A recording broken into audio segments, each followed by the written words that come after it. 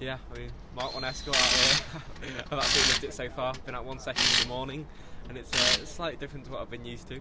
A bit of body roll. I've really enjoyed it. Just soaks up curves and bumps.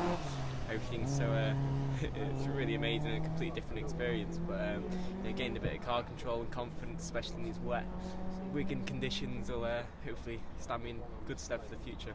How different is it then getting in something like this when you're used to a single seater that's all about the aero and kind of making sure that you're dead precise through the corners rather than trying to put it, in sideways and get a bit of opposite lock on?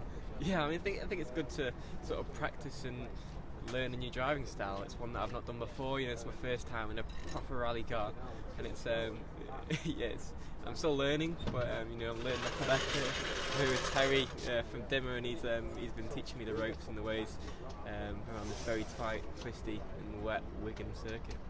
Listening to you talking as well, the ability to know more about what the car's doing underneath you is something that's going to help you as you move forward in your career.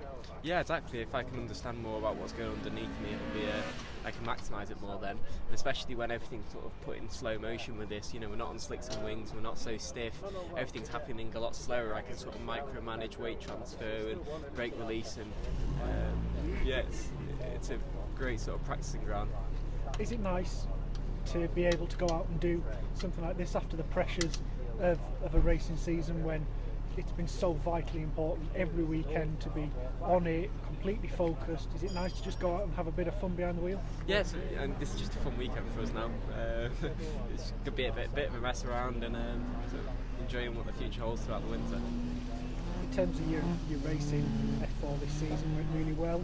You've been out in the F3 car. How have you found the step up to a new machine? It's quick, we've got a proper floor now, and obviously different tyres on slightly softer tyres, so it's a lot quicker. I was testing around subs and GP, and when you're flat around corners that you wouldn't be flat in the F4 car, it's a slightly different experience. A lot higher G forces, and but yeah, I mean, I'm getting used to it, enjoying it, and we've been fastest, which is looking good for next year, hopefully. Yeah. And is it a car that you think is going to suit your driving style and the way that you drive a car? Yeah, I think going forward, the more power, the more skill comes into it, and hopefully that should play into my hands.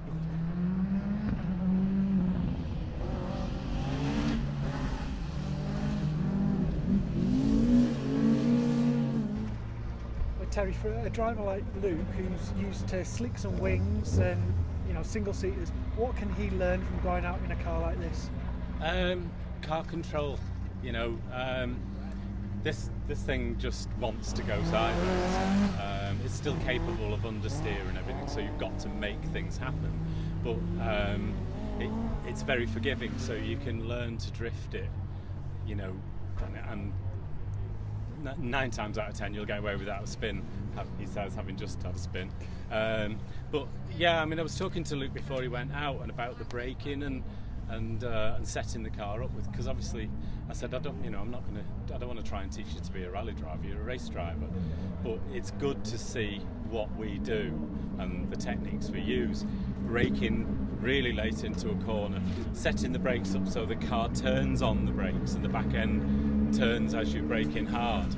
That means you can brake really late, get the car turning before you arrive at the corner, hug the apex and try and come out as clean as you like. So as I said to Luke, going sideways in rally cars is about approaching sideways, but from the apex onwards you want to be clean, looking for traction, looking for exit speed, exactly like you would in a race car. So it looks extreme, it looks like we're drifting it too much, but all that drama happens before the corner. So yeah, I was explaining that, showing him why, and talked to him about the reasons we do it. And yeah, he just jumped in and did it. Unbelievable.